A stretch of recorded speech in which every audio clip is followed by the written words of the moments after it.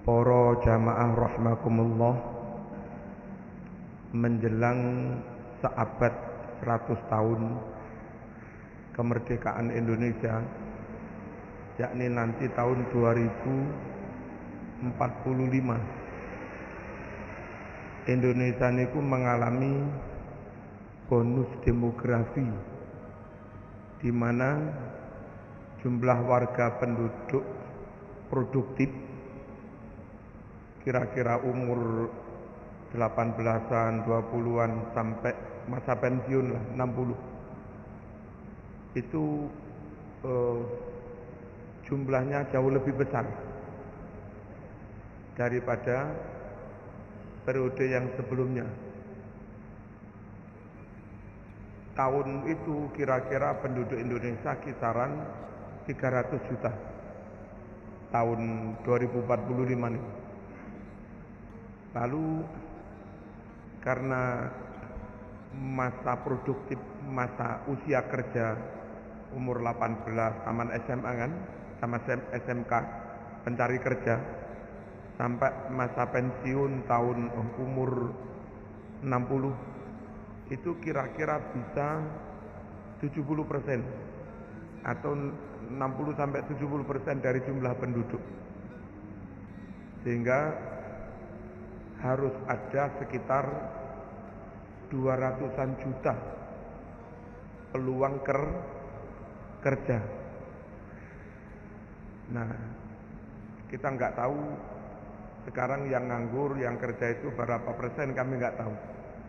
Tapi kalau sekarang saja yang nganggur misalnya sampai 15 juta, nanti tahun 2040, 2045 bonus demografi itu dari usia produktif sekitar orang 200-an juta, bisa-bisa yang nggak dapat kerjaan, bisa 60 juta, bisa 50 juta.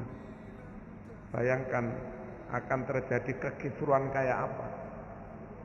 Orang usia produktif kuat mangan, tenaga kuat, nafsu punya, terus nggak nyekel duit. Betapa gampangnya mereka diprovokasi. Makanya dari sekarang kita pemerintah harus berpikir bagaimana segera menyediakan lapangan pekerjaan, sehingga ketika bonus demografi itu datang mulai tahun 2030, mulai ada bonus demografi, itu peluang kerja sudah banyak. Nah, untuk kesana para rawuh,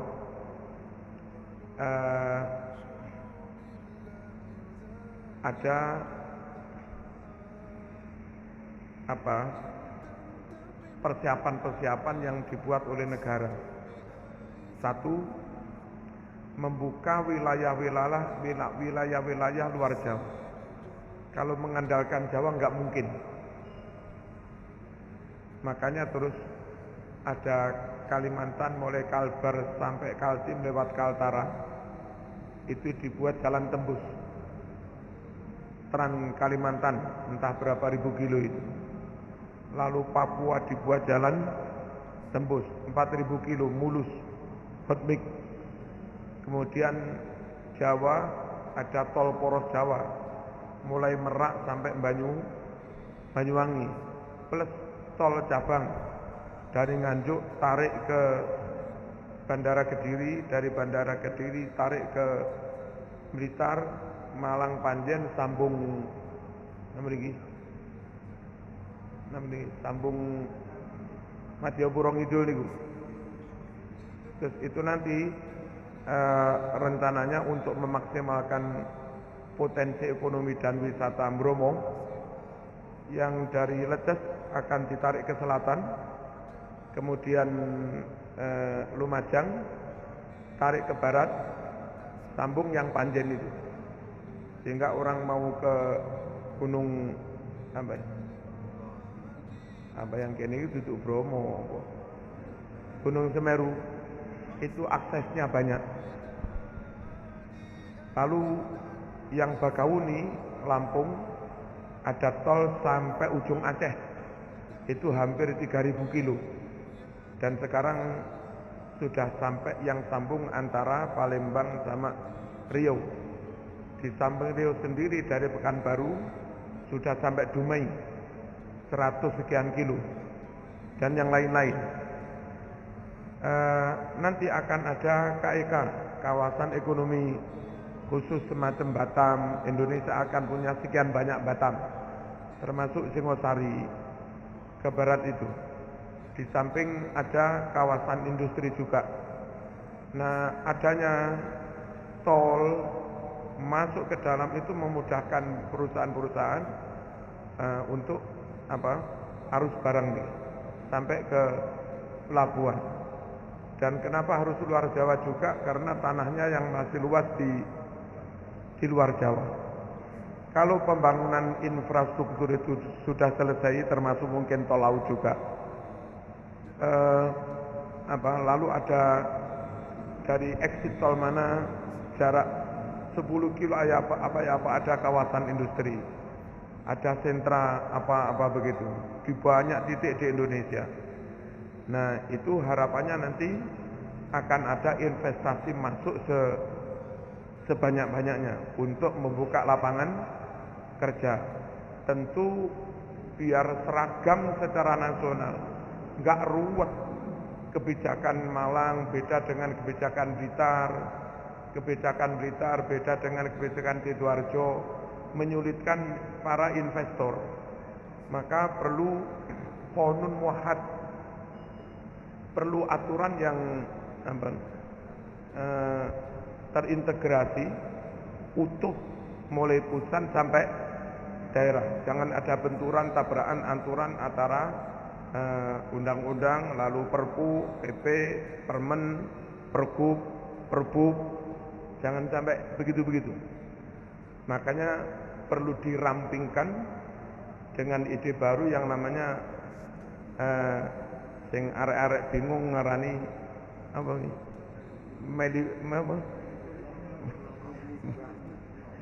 Itu arek rotok bingung gitu. Ya, omnibus law. Aturan atau undang-undang yang kayak omnibus. Dulu di Prancis itu pertama-tama ada angkutan massal, bis besar bisa mengangkut orang banyak. Itu dulu disebut omnibus. Ya, nah, ada di bis yang mengangkat omni orang banyak. Nah, omnibus law itu aturan integral. Jadi harapannya nggak ada benturan tabrakan antar satu aturan dengan yang lain. Intinya untuk memudahkan investasi dan memberi perlindungan kepada para pekerja dan seterusnya. Tentu dengan dimudahkan investasi itu akan ada pengusaha banyak gitu. Kemudian untuk UMKM kayak sentra tempe, sentra keripik dan segala macamnya yang kecil-kecil, mungkin sentra penggorengan nongko atau apa-apa. Mereka nanti rencananya dikelompokkan di desa mana, sehingga karena sekampung itu usahanya itu semua, andai nggak perlu amdal dari lingkungan nggak akan protes. Sebab kalau saya mampu gak enak teko produksi tempe ini tonggo itu ya nggak tempe buat saya. Rencananya digitukan, produksi kecil-kecil UMKM itu nggak usah pakai izin, tapi pakai daftar. Pemerintah kewajibannya melakukan pendampingan. Kalau sudah gede baru dibantu ngurus perizinan legal, bisa sampai mendapatkan pinjaman bank dalam jumlah besar dan seterusnya. Ngoten berorau maunya nanti seperti itu. Perkara mau jalan biar jalan dulu aja lah. Zaman pengen membuat lemper apa begitu, jalan aja dulu. Yang penting daftar laporan ke Disperindak atau apa. Nanti setelah gede baru ngurus perizinan resmi. Bapak Ibu rahimakumullah, dimudahkannya hal-hal seperti ini itu barokah rahmat bagi yang belum kerja, berkat rahmat bagi yang belum punya pabrik, tapi bisa jadi petaka bagi yang kadung mapan sejak zaman Pak Harto dan seterusnya. Kenapa? Kalau mendirikan pabrik rokok sebegitu mudah, itu rokok yang lama bisa tersaingi. Paham nggih? Kalau mendirikan pabrik sepatu cek gampange, pabrik sepatu sing lawas tersaingi. Nah, maunya pemerintah itu pengen buka lapangan kerja sebanyak-banyaknya, tapi ya dengan resiko kayak begitu itu. Terus jadi rame seperti ini. Nah, kalau semuanya tulus untuk bangsa, untuk rakyat, biar nanti ke depan nggak ada kisruh-kisruh karena ada jutaan pengangguran. Mohon-mohon mestinya yang sudah mapan berpuluh-puluh tahun sejak zaman Pak Harto, berbagilah, bukan berbagi duit, berbagi peluang. Wong pengusaha baru nggak nyolong kok. Tapi kalau mau timik-timik mulai melaku, boyo ojo di apa? Ngeten Rabu. Perkara ada 1-2 poin dari aturan itu masih kurang pas. Nek coro NO, ayo diuji di MK. Bukan rame-rame seperti ini. Makanya bisa diduga kuat yang rame-rame menentang keras Nyun Sewu. Itu kalau saya bisa menganalisa jaringan mereka, itu ya terkait dengan terkait dengan orang kuat di zaman apa dan bolo-bolonya orang kuat di zaman apa. Karena mereka nanti akan tersaingi. Paham nggih? Nah, kita yang masyarakat bawah nggak ngerti begitu ikut apa? Ikut rame-rame. Apa nggak lantas dikuasai asing, bahwa jutaan hektar tanah dikuasai pengusaha itu dari dulu. Jadi izin penebangan hutan Kalimantan kepada pengusaha fulan yang jumlahnya mungkin ribuan jutaan hektar itu sejak zaman Orde Baru, sejak zaman Pak Harto. Begitu. Jadi kalau itu dianggap salah, jangan timpakan kesalahan itu kepada presiden-presiden era berikutnya. Jangan timpakan itu kepada Pak Habibie. Jangan timpakan itu kepada Gus Dur. Jangan timpakan itu kepada Megawati. Jangan timpakan itu kepada SBY juga dan Pak Jokowi, bahwa entah berapa ratus ribu hektar tanah di Riau itu ditanami pabrik kertas ditanami akasia, ya kan? Sinarmas apa ya Pak, kami kurang tahu. Napa? Nggih, pokoknya niku kan ratusan ribu hektar untuk mensuplai kebutuhan bahan baku pabrik kertas. Itu sudah puluhan tahun gitu loh. Jangan lantas sekian juta tanah dikuasai asing, ayo kita berontak. Lah itu sejak kapan? Allahumma shalli ala sayyidina Muhammad. Paham nggih? Jadi semangatnya pemerintah itu kepingin bagaimana ketika ada bonus demografi, lapangan pekerjaan sudah lumayan tersediakan. Makanya perlu infrastruktur, perlu tol, perlu nambah pelabuhan, perlu ada titik-titik kawasan ekonomi khusus, sentra industri, dan aturan harus dibuat sebagus mungkin, sejelas mungkin dan sesederhana mungkin. Katanya nanti pondok harus izin, lek enggak izin kiainya didenda 1 miliar. Mboten para rawuh. Pasal yang menyangkut pendidikan, yang izinnya mirip-mirip mendirikan perusahaan, itu lembaga pendidikan yang kita jujur saja, ngaku atau enggak, agak komersial. Karena kalau selama ini pendidikan itu dikelola yayasan, yayasan itu mewakili masyarakat, bukan perorangan. Atau mewakili NU Muhammadiyah, bukan perorangan. Kelak akan ada pendidikan itu milik investor. Gitu loh. Saya investor mendirikan lembaga apa gitu loh, pribadi yang kayak begitu, dan itu boleh di kawasan ekonomi khusus. Mau nggak mau, meskipun itu mereknya pendidikan, ada bisnisnya loh. Wong di sekolah-sekolah kayak begitu, uang mukanya saja bisa 30 juta, 40 juta. Kayak atas Kiang Dawi itu kan segitu. SPP-nya juga mahal. Ini apa nggih? Nah, Anda itu milik pribadi, setiap tahun dari DP siswa baru 30 juta kali 200 siswa saja sudah. Wis piro itu. Nah, kalau kayak begitu bebas-bebas saja, izinnya sebebas-bebas mungkin, diperlakukan kayak lembaga sosial murni. Kayak masyarakat mendirikan TPQ, sosial murni. Masyarakat mendirikan MI, SPP ini 10.000, sosial murni.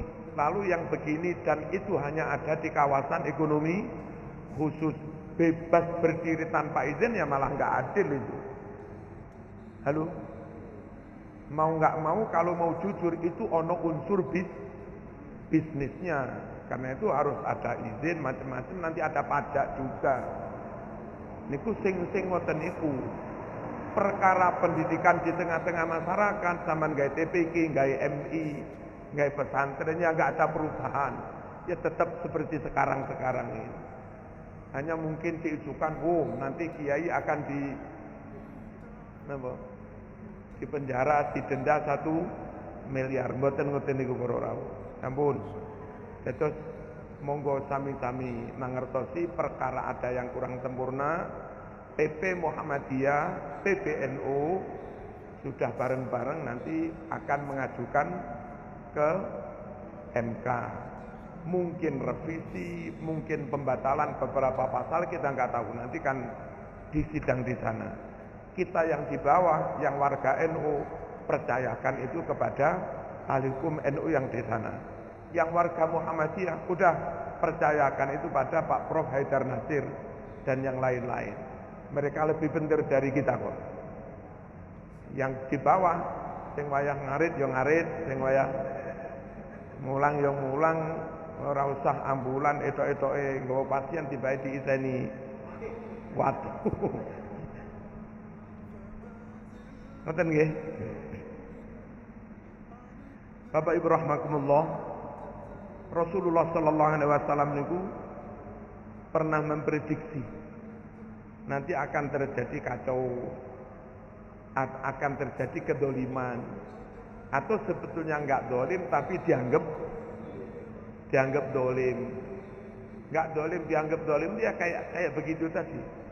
Maunya menolong masyarakat dalam jumlah besar yang belum dapat pekerjaan, biar dapat pekerjaan. Tapi keberadaan pekerjaan baru itu nyaingi pekerjaan yang sudah ada. Ini tentu oleh kelompok ini dianggap dolim. Nanti Merauke akan dicetak sekitar 100.000 hektar sawah. Merauke sekarang sedang surplus beras. Tadi omong-omongan di rumah dengan saya, mau kirim ke Jawa, pertama 25.000 ton, lalu akan kirim lagi sekitar 30.000 ton. Nah, terus Pak Jokowi akan mencetak sawah lagi di Merauke dalam jumlah besar. Otomatis nanti kalau beras tercukupi bahkan surplus, maka pemerintah membuat kebijakan larang impor. Ngelarang impor itu menguntungkan apa merugikan?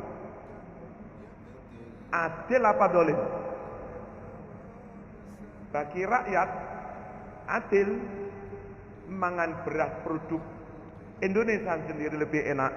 Bagi konsumen harganya nggak terlalu mahal karena nggak dikelongi biaya perjalanan jauh berorau. Bagi petani Indonesia lumayan, produksinya payu laku. Tapi bagi orang yang selama ini jadi importir, ada kesempatan ngimpor 2 juta ton. Kata mereka, ini dolim, ini kan begitu. Ini rezim dolim dan seterusnya. Karena sebetulnya untuk menilai dolim apa enggak itu jangan sepihak. Mesti melihat secara komprehensif, secara keseluruhan. Itu dolim apa enggak. Allahumma shalli ala sayyidina Muhammad. Bapak Ibu rahimakumullah. Contoh kecil misalnya. Harga barang. Harga gula. Gula itu kalau 15.000 1 kilo, itu dolim apa adil? Jerene petani tebu, wah jos sih. Jokowi jos. Tebu payu larang. Padahal rakyatnya pemerintah itu enggak hanya petani tebu tok, konsumen juga. Apa dari konsumen? Pemerintah kan begitu. Jadi mau nggak mau mesti semuanya mengerti. Petani tebu bati obati tak wajare. Karena kalau kamu bati kakean, nanti konsumen juga keberatan. Lah konsumen itu siapa? Konsumen itu macam-macam. Saya petani tebu, anak saya sebagai petani tebu, anak saya mondok di PIK, Bayi Basori. Anak saya mondok di Anur. Anak saya mondok di Lirboyo Ploso. Kiaiku jadi konsumennya. Kiainya anak saya jadi konsumennya. Kalau zaman terlalu senang, bangga tebumu payu larang, burumu megap-megap. Burumu sing dadi konsumen. Kertas nggih? Tapi lek terlalu murah, gula 9.000 sampai konsumen, 10.000 sampai konsumen. Yo petani tebune yo. Sampeyan konsumen di kota seneng. Sapa petani tebune? Ya bapakmu dhewe kira-kira ning utang legi kok. Mau nggak mau pemerintah itu harus menimbang, ngerti biaya produksi sakmene. Kalau mereka sewa sakmene, upah buruh sakmene, angkutan sakmene. Idealnya apa? Harga net gula itu sekian, sampai konsumen sekian. Nah dengan begitu nggak terlalu tinggi, nggak terlalu berat. Tapi sekali lagi memuaskan semua orang itu ya nggak bisa. Jangankan hanya Jokowi, Gus Dur dan seterusnya, suruh memuaskan seluruh rakyat Indonesia yang alirannya macam-macam, rasanya juga macam-macam, latar belakangnya macam-macam, ideologi aliran pemikirannya macam-macam, suruh puas semua nggak bisa. Rasul itu kurang apa Nabi Muhammad? Kalau nanya siapa yang paling adil ya Rasulullah. Siapa yang paling amanah ya Rasulullah. Siapa yang paling fatonah cerdas ya Rasulullah. Yang paling jujur Rasulullah. Nggak ada yang ngungkuli. Itu loh memimpin negara Madinah. Ada pihak yang tidak puas. Imam Bukhari, Imam Muslim meriwayatkan saat ada harta baik dalam jumlah besar datang dari Bahrain.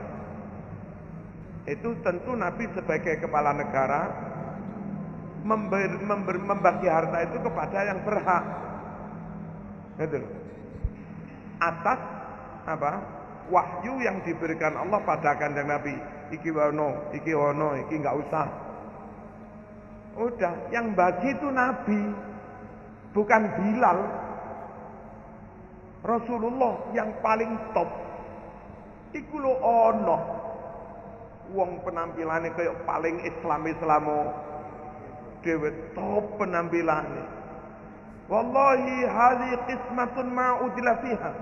Wahai Rasulullah, ini pembagian yang tidak adil. Jadi dari dulu Mas, namanya ada pro kontra itu dari dulu. Tapi bagaimanapun pemerintah harus ambil keputusan. Harus. Nah, yang merasa dirugikan lalu menganggap pemerintah itu dolim. Kepada orang ini Nabi sempat marah, emosi. Faman ya'dil idam lam ya'dil Rasulullah sallallahu alaihi wasallam. Kalau Rasul saja kau bilang tidak adil, terus menurutmu siapa yang lebih adil dari saya? Saya saja enggak adil. Yang lebih adil dari saya siapa? Apa sampean? Terus Nabi bilang, saya khurud min hada. Nanti akan lahir dari orang ini dan yang semacamnya. Kaum-kaum yang maca Quran top, tahajudnya top, penampilannya Islam kok. Tapi ngesruwe ya top. Ulaika syarrul khaliqah. Mereka sejelek-jelek manusia. Orang awam bingung. Ate tak tentang Islami banget deh dohire. Enggak tak tentang tapi juga ngesruh. Nah, orang kayak begitu terus ono bibite kayak zaman Rasulullah sallallahu alaihi wasallam. Dan ketika Sayyidina Ali mimpin, ada juga orang protes kepada Sayyidina Ali. Sayyidina Ali, zaman itu katanya top, menantunya Rasulullah, pemuda paling cerdas, suaminya Siti Fatimah top. Tapi nyatane mimpin negara wis kacau kabeh. Jauh lebih baik di zaman Abu Bakar. Enak zaman biyen toh. Kan begitu. Apa jawabnya Sayyidina Ali? Kamu tahu? Saat Abu Bakar jadi kepala negara, itu rakyatnya orang-orang kayak saya ini. Manut nggih nderek gitu. Enak ditotoy. Nah giliran saiki aku sing dadi kepala negara. Rakyatnya kayak kon.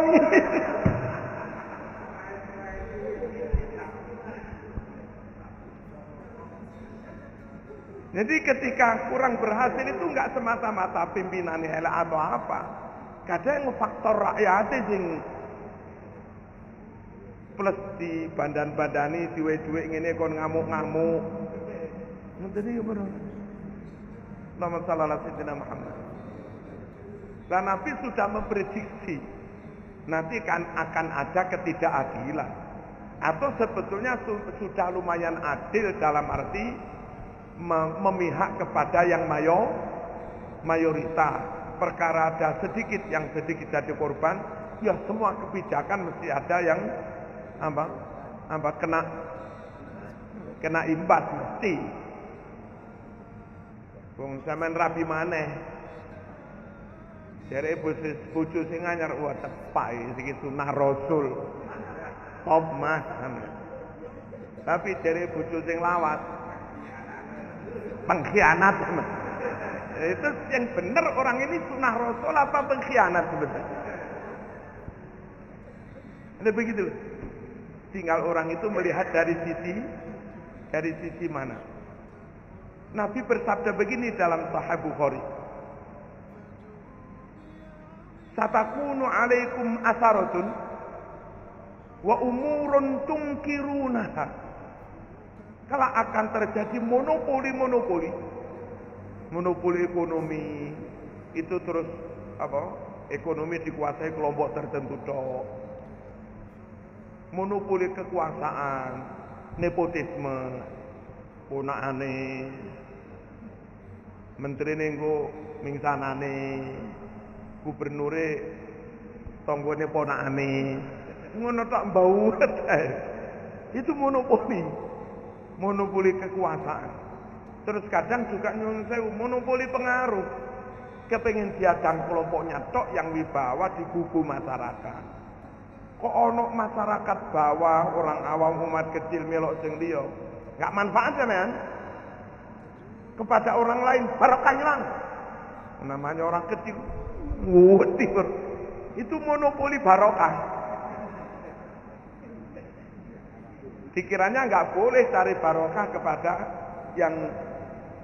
yang lain. Jenenge menungso, setan ini macam-macam. Nanti akan ada monopoli.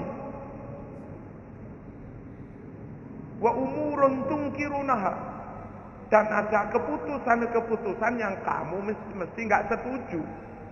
Sekalipun keputusan itu baik.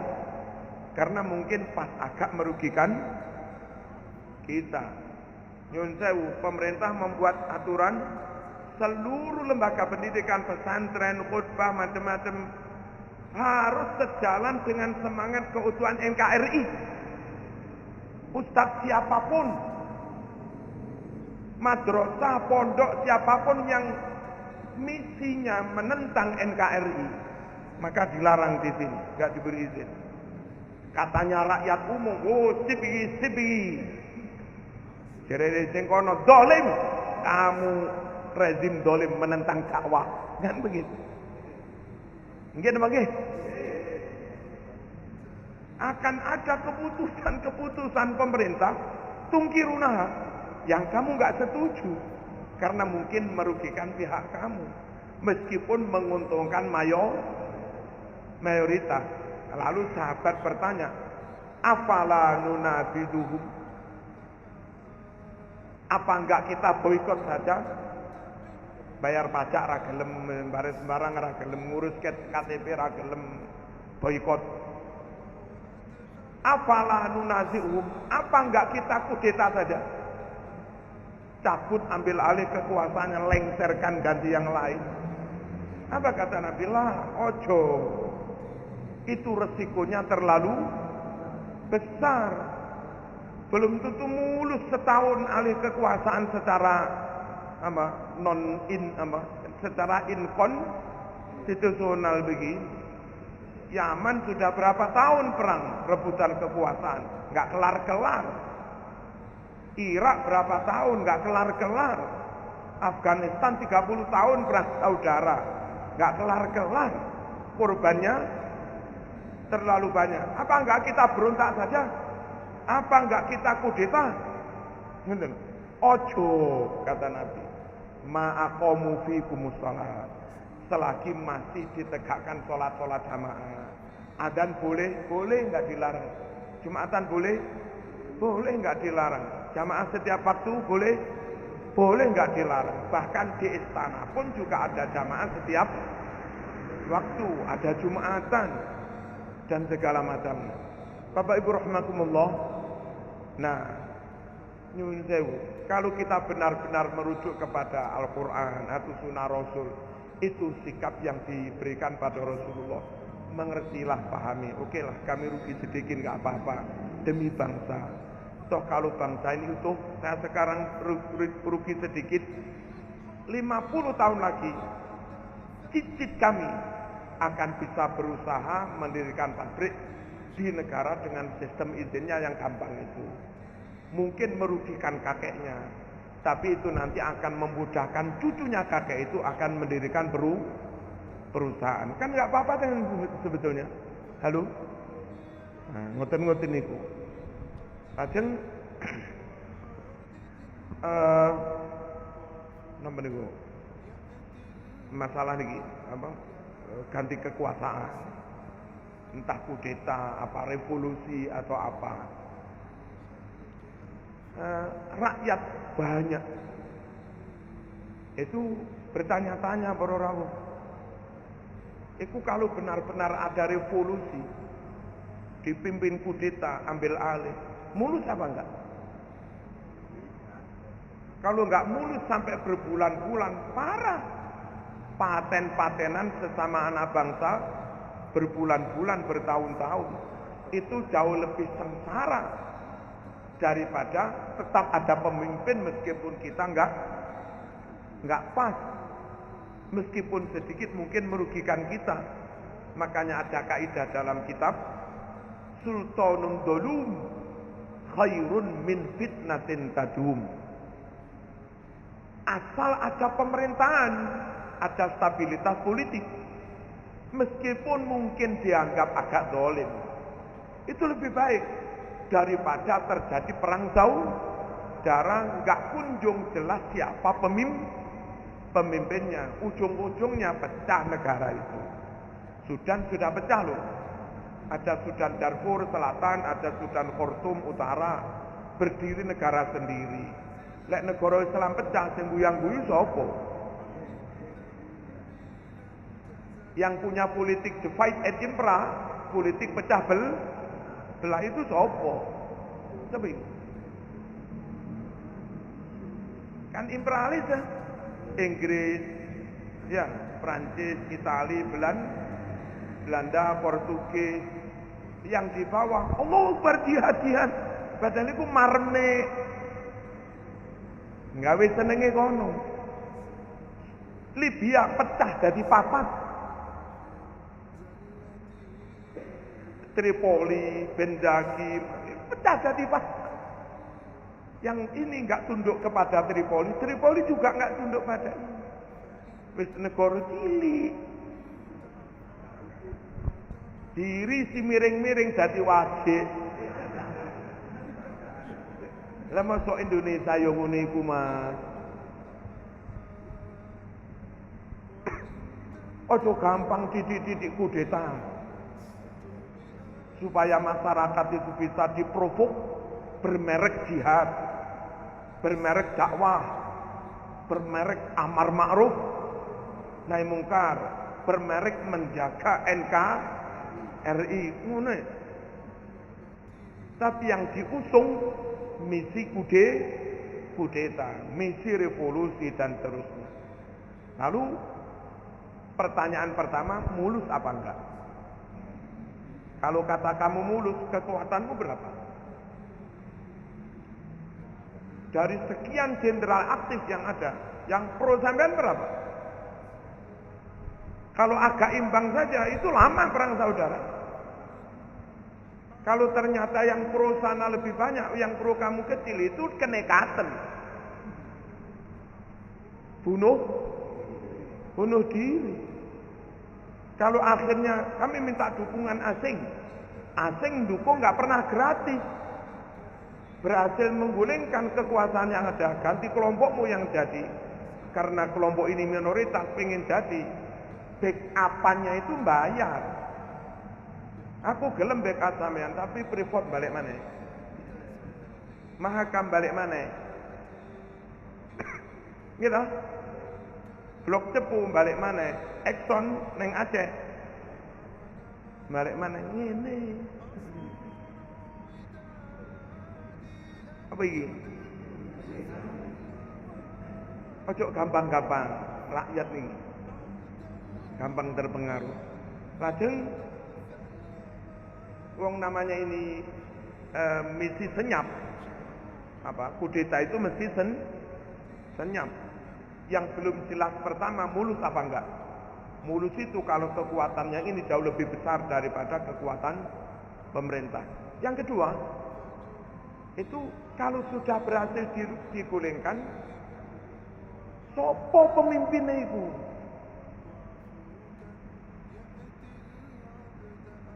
Ya kan nggak jelas juga.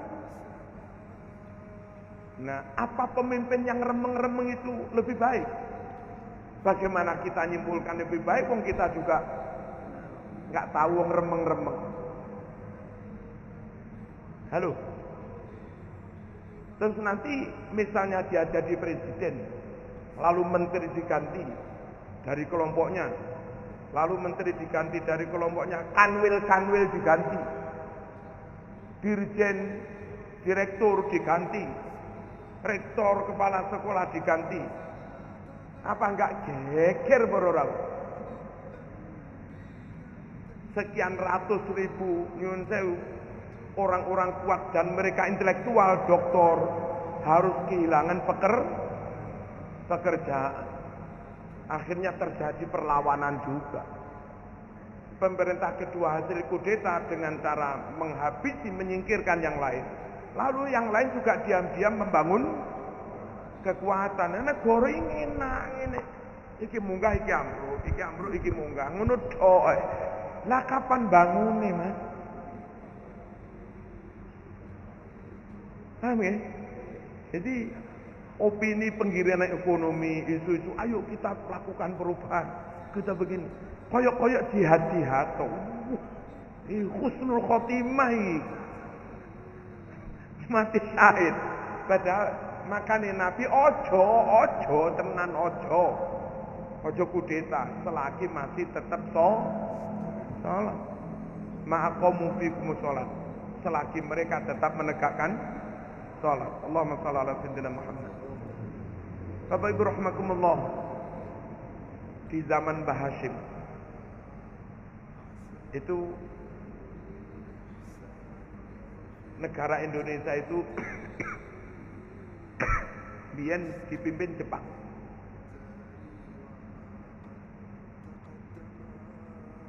Lalu Belanda ingin kembali. Ngerti? Itu pun sikap Kiai NU. Mending mempertahankan yang ada ini. Jepang yang kadung pemerintahnya berjalan. Karena kiai-kiai itu juga ngerasa nih biar dipimpin Londo itu plus minusnya sakmene. Podo-podo non muslim loh. Dipimpin Jepang plus minusnya sakmene. Akhirnya diputuskan mending bila yang ada ini melawan agresi. Betul nih orang. Dari dipikir secara fikih harfiah, kan nyun sewu Jepang ya non muslim kafir, masuk Mbah Hashim belani pemerintah kafir. Itu kalau dipakai opini-opini di framing enak, NU bela pemerintah kafir. Padahal konteksnya ini non muslim, ini juga non muslim, dan Mbah Yai sudah nimbang. Podo-podo non muslimi iki luwih mundorot timbang ini, iki ngepuke luwih nemen timbang ini. Ini podo Asia nih. Ini juga melakukan pendidikan anak-anak negeri nyun sewu oleh sekolah STM macam-macam. Anak-anak negeri dilatih kemiliteran dan seterusnya. Hitung-hitung masih lumayan, gitu. Dan juga mengangkat semacam menteri agama di zaman Belanda di zaman Jepang yang kebetulan ketika itu menteri agamanya juga Mbah Hashim Asy'ari. Jadi konteksnya bukan bela kafir. Ini elek, iki elek, tapi iki luweh elek. Sing dibelani elek, sing rapate elek. Napa? Kalau bisa yang paling baik di antara yang baik. Atau yang kedua, yang baik dari yang jelek. Terpaksa yang tidak patah elek daripada yang lebih elek lagi. Allahumma shalli ala sayyidina Muhammad. Kemudian pemerintah yang baru hasil kudeta nih para.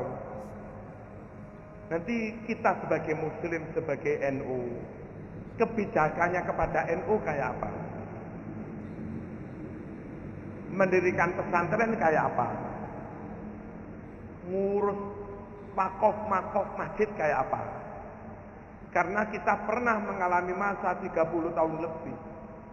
Jenenge mendirikan lembaga pendidikan juga papan nama Ma'arif NU. Itu saja sudah. Wah. Teman nggak tahu tua itu, aku tahu tua. Artinya kami ya, karena kami dari orang tua Blitar juga mengelola pendidikan, Morosopo Lamongan juga mengelola pendidikan.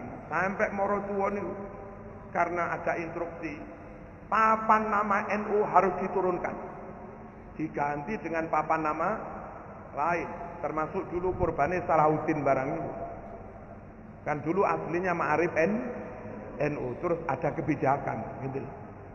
Mara tuwa kula niki nunggoki nang nisore papan nama karo nggawa bendho. Nggo sapa ae kok dadak cadak wani menurunkan papan nama sekolah Ma'arif NU tak cocok. Jangan-jangan kalau terjadi kudeta sing mimpin ngono iku maneh. Apa enggak remek. Moga ojo gampang-gampang katut arus. Kok jana deloken kekuatannya berapa, analisa SWOT-nya kayak apa, dan seterusnya. Mulus apa enggak? Kira-kira kelompok yang kayak begitu nanti kalau jadi kebijakannya ke bawah kayak apa? Camat lurah diapakno, kepala sekolah diapakno. Lalu kebijakan menyangkut dakwahnya NU kira-kira kayak apa? Nah, senyampang itu lam ya jelas. Senyampang itu enggak jelas, pakai kaidah Islam, pakai kaidah usul fikih, la yajuzu tarkul muhaqqaq li ajlil mauhu. Tidak boleh kita itu membuang yang sudah nyata-nyata maslahat, meskipun maslahatnya enggak maksimal, karena kepencut itu tergiur, karena tergiur dengan iming wah, tapi belum jelas. Sama duwe bojo masih rapate ayu tapi nyatane sakinah, rapate ayu tapi masake jos, keluargamu ya ayem tentrem, anakmu pinter-pinter lah tapi rapate ayu lah, kon ya rapate ganteng kan dhewe maneh.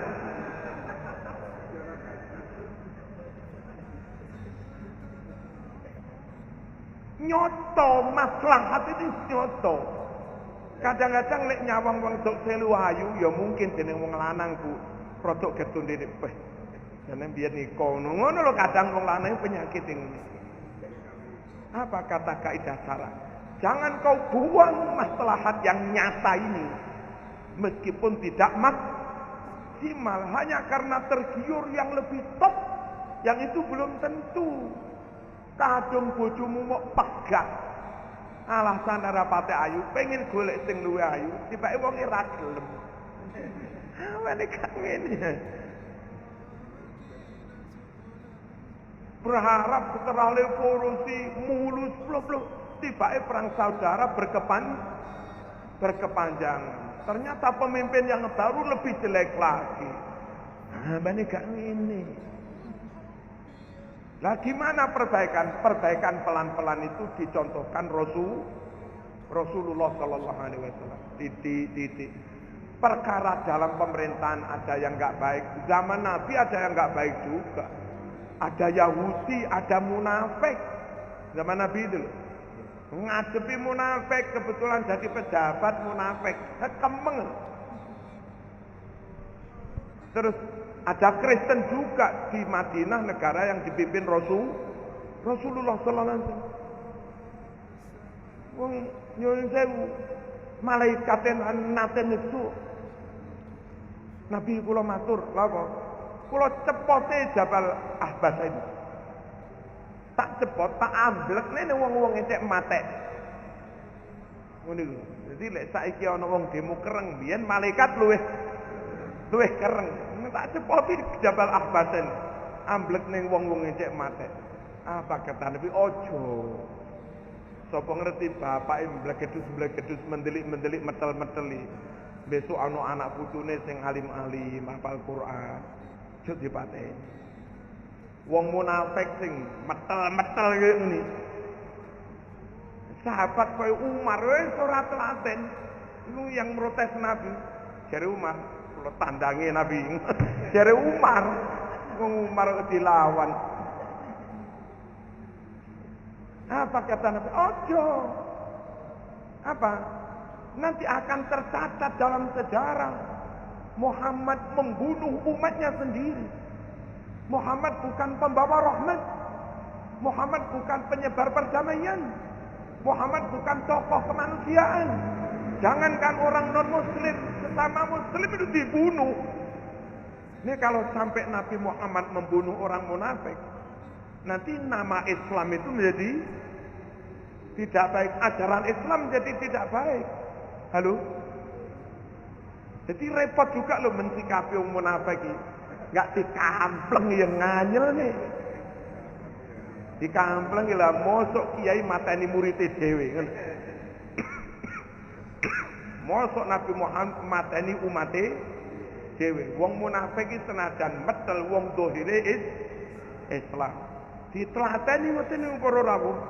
Tokoh munafik yang namanya Ubay bin Salul mati. Niku lho anake niku lho tiba yo terkesima dengan sikap Rasulullah. Nabi iki dimusuhi bapakku, difitnah bapakku. Koyo enggak tahu bales emosi piye tenan.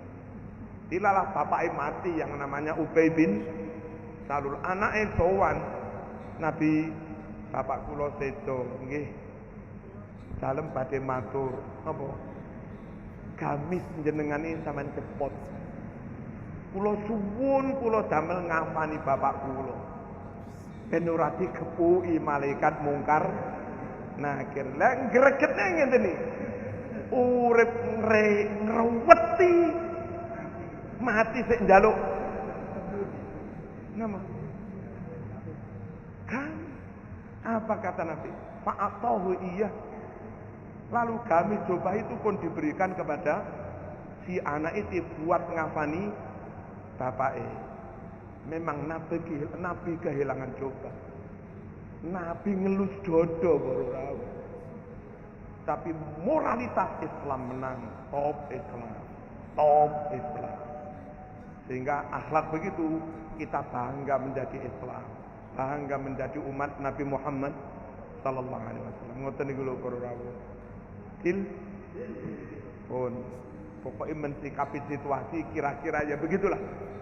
Zaman peres-peres dewe, zaman simbol-simbolnya dewe. Jadi ada infrastruktur, nanti akan ada kawasan industri, ada sentra, ada kawasan ekonomi, ada sentra industri, ada UMKM ke bawah, kebijakannya beda-beda. Terus itu perlu karena akan ada bonus demografi di mana penduduk kita melesat, yang usia produktif jumlahnya banyak. Itu kalau nggak ditarikan lapangan kerja, nggak karu-karuan. Niki mawon mugi-mugi bisa dimengerti dan muga-muga Indonesia selamat aman, umat Islam selamat aman, kita sedaya diparingi selamat dunia akhirat. Al-Fatihah.